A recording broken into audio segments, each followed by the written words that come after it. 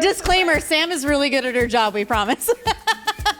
I was on the board of this organization back when they used to call it ISES, the International Special Event Society. We even had coffee mugs that said, "We are ISES." The F&B Min has a plus to it. It is a minimum with a plus.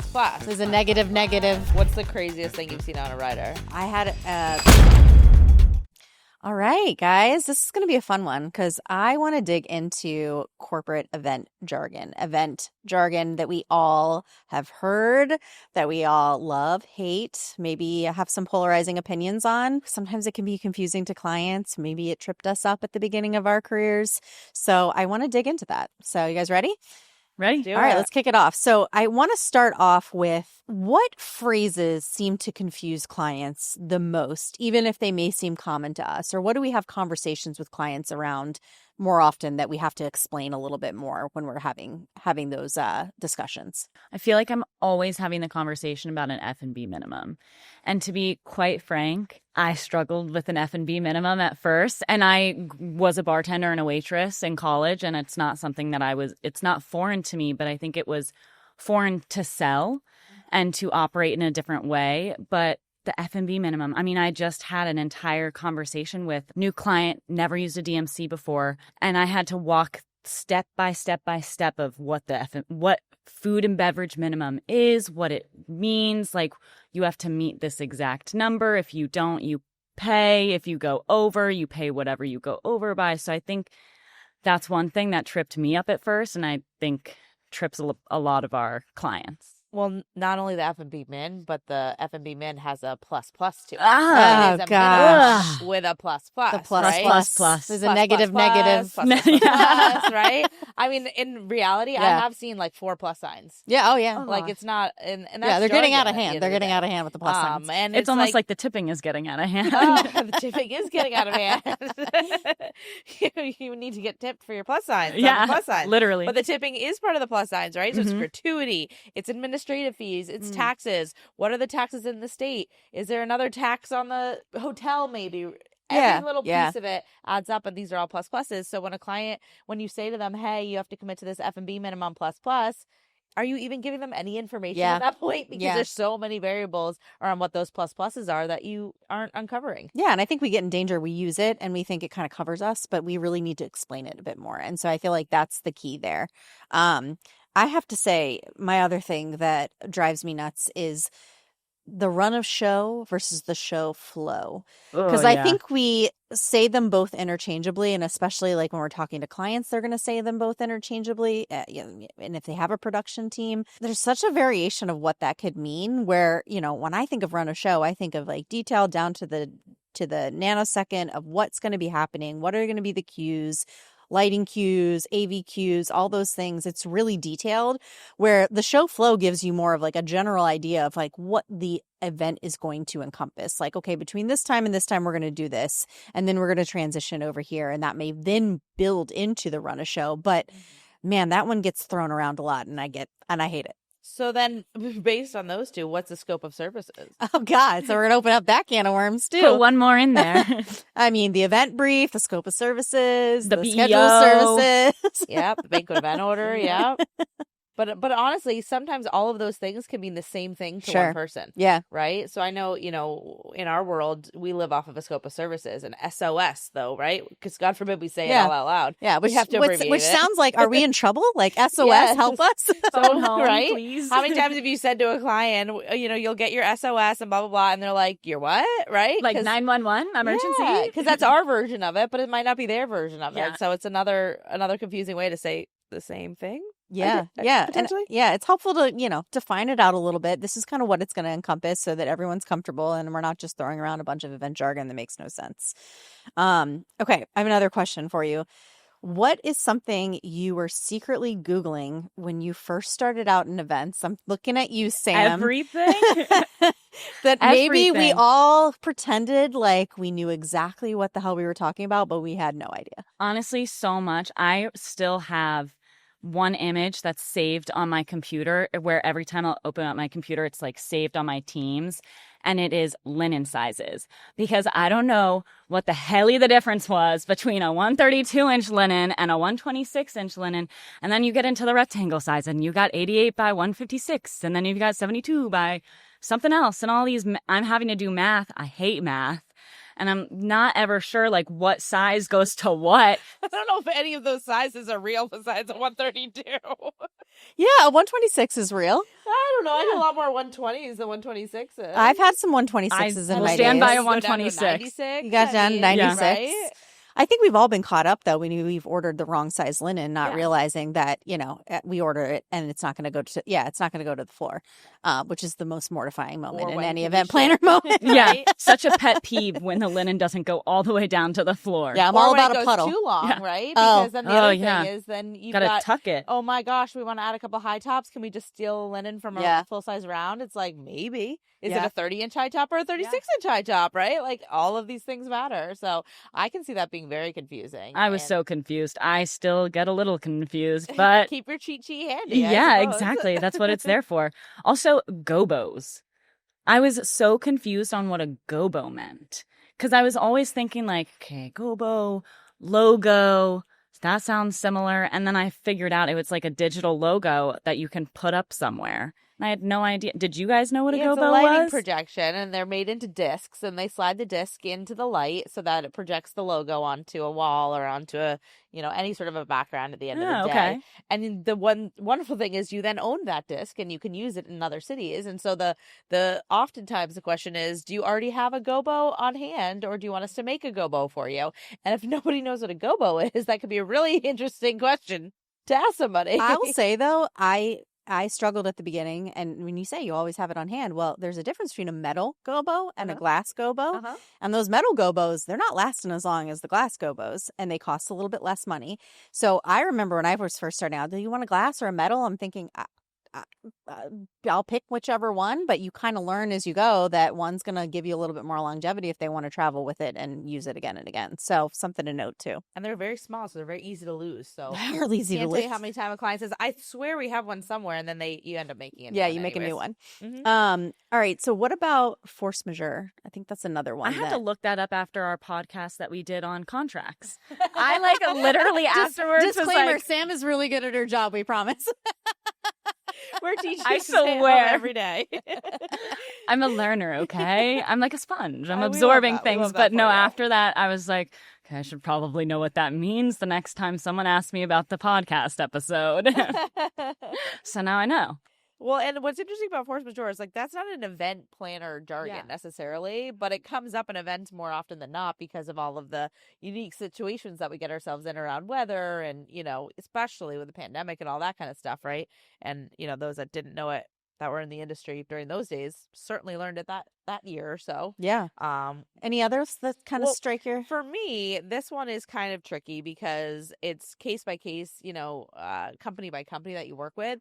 But I often get a client request for an event, and in the subject line is a lot of abbreviations of like who the audience is. So like the ELT, 2026 meeting Q2 blah blah blah, right? Or the GLT or the BOD, right? And there's all these versions of their leadership team, like ELT I learned was executive leadership team, and then there's the GLS and the GLT, and there's all these variations, and every company does it differently. So like how do you learn the title that everyone's going to use? It's okay to what I've learned, it's okay to go back to your client and say, what does GLT stand for? And they're going to say, here, I'm glad you asked because we're going to use it a lot over the next few months. You're going to get right? used to it and then memorize So the title abbreviation thing, but also even different hotels call like convention services managers versus event managers versus catering managers. Like, what is it? They're actually 3 different jobs.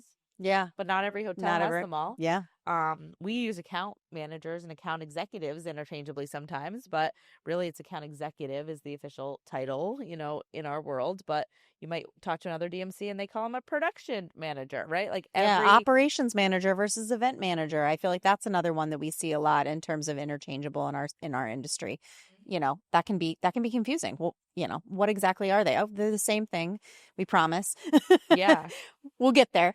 Okay, so what is a buzzword that sounds fancy in your opinion, but means absolutely nothing? Optics. Oh my gosh. She rolls her eyes. Like hard. I feel like I hear You've been optics. sitting on that one for I've a been while, huh? literally, it's hot right now under there. But yes, I like think optics is just, I feel like I hear it every time and it's just not. What is it? What are we getting at? Yeah, like what do you mean when you're telling me you're worried about the optics of it all? Like, are you telling me, okay, you're worried about your budget? Are you telling me you're worried about how we're designing things and you want us to switch to a certain theming or how your brand is being portrayed? There's a lot of different ways that optics can mean to Yeah, the that's event a good planner. one. That's Right. a good one. And what drives me nuts is when somebody's like, well, I have a decent budget, but I don't want to make it look like I have a good budget. So Yeah. what are the optics of the event going to be like, Yeah. right? Oh, God, then you got to Right? play the game. I hate Yes, that. yes. Oh, And no. you're like, damn, but we could make this really cool. But if you don't want anyone to take a picture of it because you don't want the optics to be Yeah. good, then like, let's dial that back, right? Oh, So, man, that's a good one. That's a good one. yeah. I mean, we were talking about scope of services before. And for me, like scope is sort of a Yeah. fancy word for a lot of things, Yeah. right? The scope of work. What's the scope of what you're providing? Yeah. Like, tell me more about the scope of that, project. Yeah. And it's like, just Yeah, get to what you're trying to Yeah, say, just really. let's cut through. Give me the details. I think the other one that drives me nuts too is value add. I really want this to be a value add. Is this a value add? Like, well, what does that mean to you? Can we define a What is value your add? value? What's your Yeah, value? what is Yeah. the value and what are we adding here? Could we probably break that down a little Yeah. bit more? Right. But I feel like you hear that sometimes and it's just thrown around as like a, cutesy phrase and it means something different that, you're never going to understand. So, Yeah, it's all back to like who you're talking to Yep. and what their version of it is. yeah. So that's the key, ask the questions. Everyone says things differently. Don't be afraid to ask. Yeah, and I think we're all, get embarrassed or scared to say like, what do you mean by that? Or I should probably know this already, but and I think like the moral of the story for us is just ask. There you go. People want to be able to tell you the right information up front so we don't go down, and Yeah. start doing things that we think they Yeah. want. We don't want the bad optics of that for sure. We don't. We don't. We want to be You guys are making giving sure me we're always trauma. providing a value add. You're listening to this ad, and so are thousands of the industry's most influential event professionals. Now imagine if this was your brand's moment. We're opening the door to limited sponsorships of Event Planner Confessions, and you could be next in line. Ready to be heard? Reach out to learn more about our sponsor opportunities. You guys ready to play a fun game? We love the game Always. sections. We love the games. All right. Well, today's game is called Guess the Acronym. Oh gosh. Yeah. acronyms So for get days. ready, guys. I'm going to throw out some industry terms, association terms, some certification terms, and I want to hear from you guys. A, do you know them? And B, let's see if you get them right. Is Likely the first one not. going to be DMC? If you get that wrong, I don't think you can come back to the podcast. Damn. Destination management company.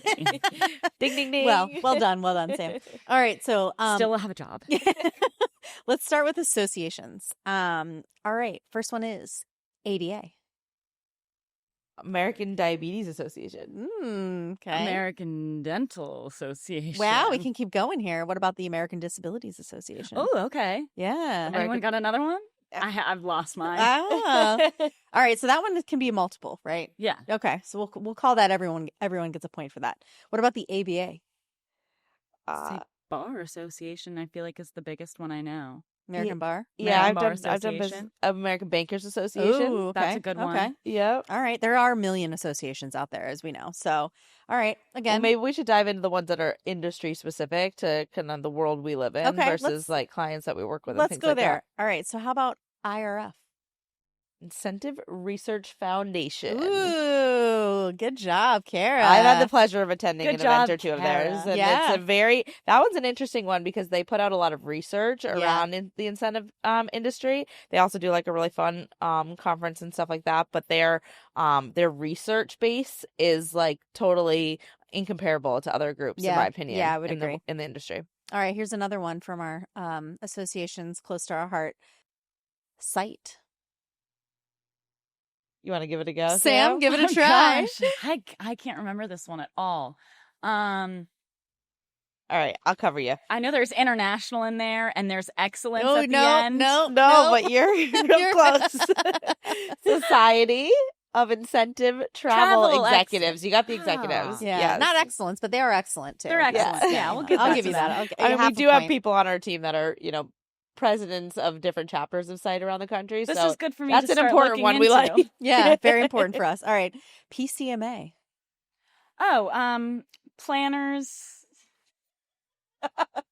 This isn't fair to Sam. I am so bad at acronyms too. My family can attest. I'm the worst at this. Well, I will jump in on this one because I'm the past president of PCMA. So Yeah, if you get I this know wrong, this one Kara, pretty you're in well. trouble. I You're in actually trouble. might not have a job for after the this New England episode. chapter. The Professional Convention Management Association. Okay. Okay, so that one is like very heavy convention planning. So larger associations, they get 4,000 or 5,000 people at their annual conference every year, and they put out a great. Yeah. And they have a sub group. Yeah. SEMA. Yes. Ashley, do you know what that one is? The Certified Event Marketing Association. There you go. Yeah. That's good for you to know as our director of marketing. Yeah, I hope I know that one.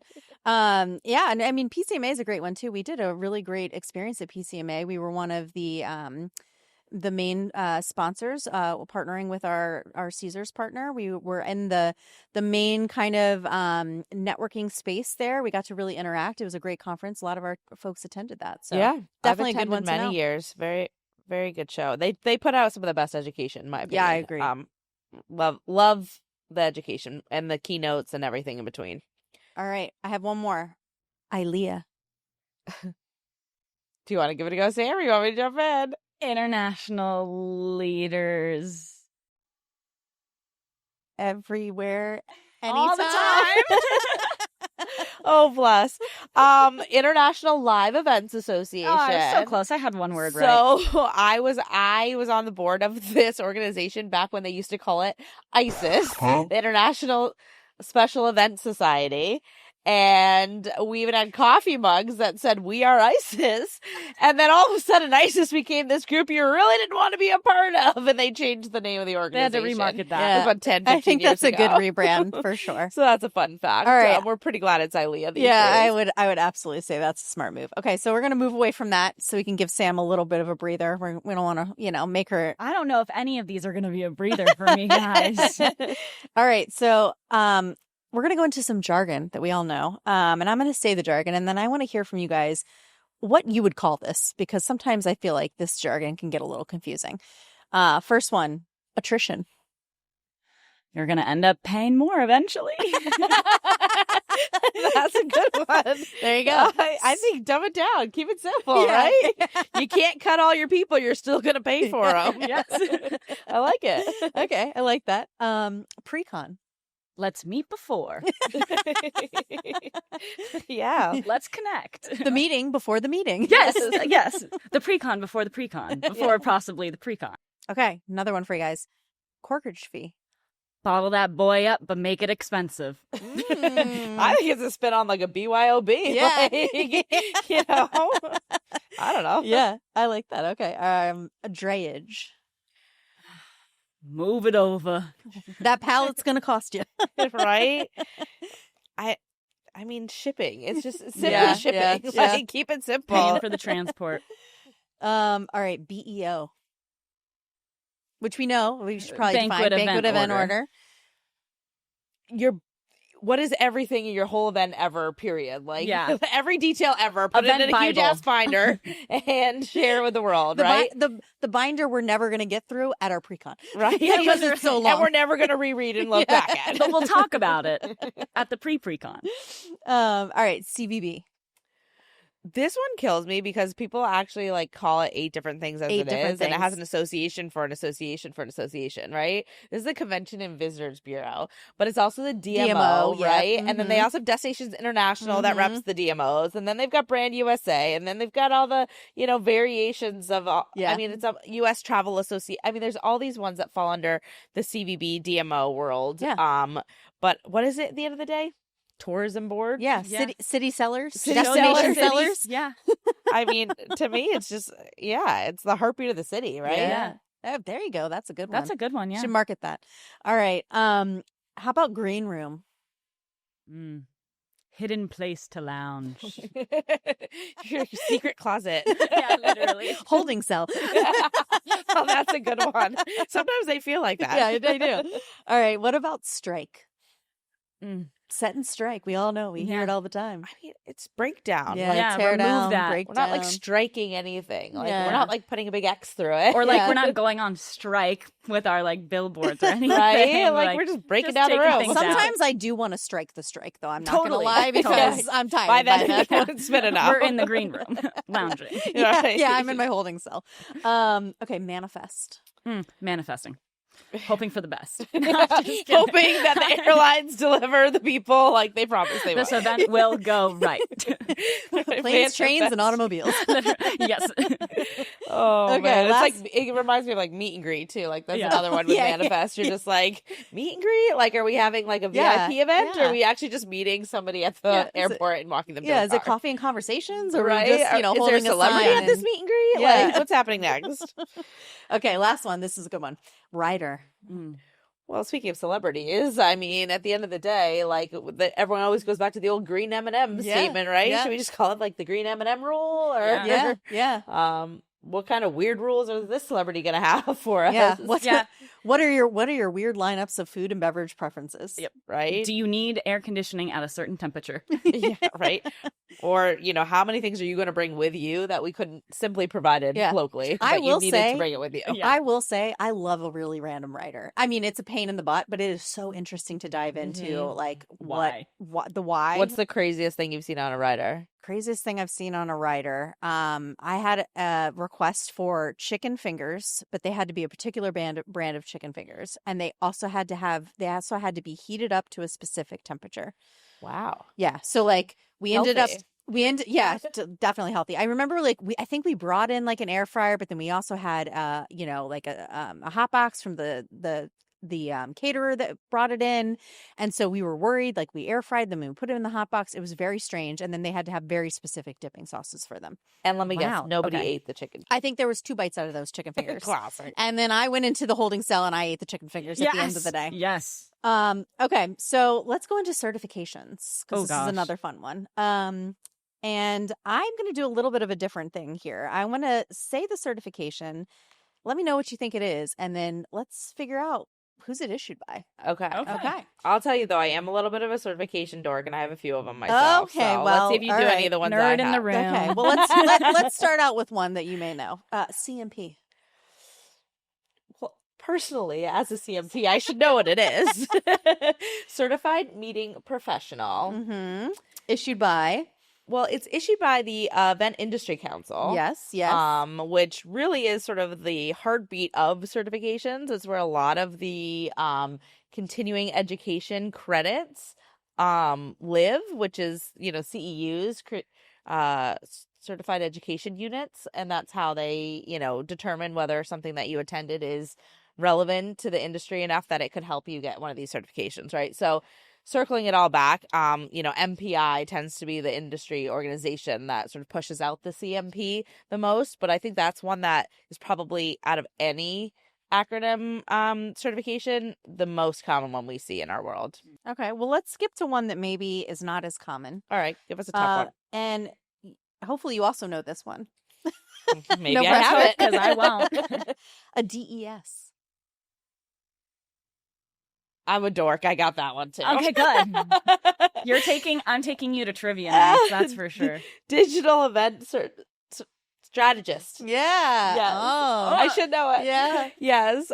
This was really important during our time of virtual events. So in order for us to go from really incredible live event producers to digital event producers overnight, there was some learning involved. And that's when that certification came to life. And really a lot of folks just dove into it head first. And who was that issuer? Yeah. Yeah. It's did one it. it's one you mentioned earlier that you may or may not have been on the board of. Yeah, PCMA. I was thinking that was my gut. That's it. Okay. All right. So I have another one for you. Let's see who can get this one. A CITP. I think I could get this one. Yeah, Do Sam's in it. Sam. Okay, certified incentive travel professional. Yeah. Ding, ding, ding. I knew I was going to get one of them days. Yeah. A lot of our colleagues have it, right? Yeah. So, yeah. It's in a lot of signature lines, so I feel like I had to, Yeah. ask about that one a lot. All right. Well, here I'm going to throw the bonus to you. Do you know who issues that?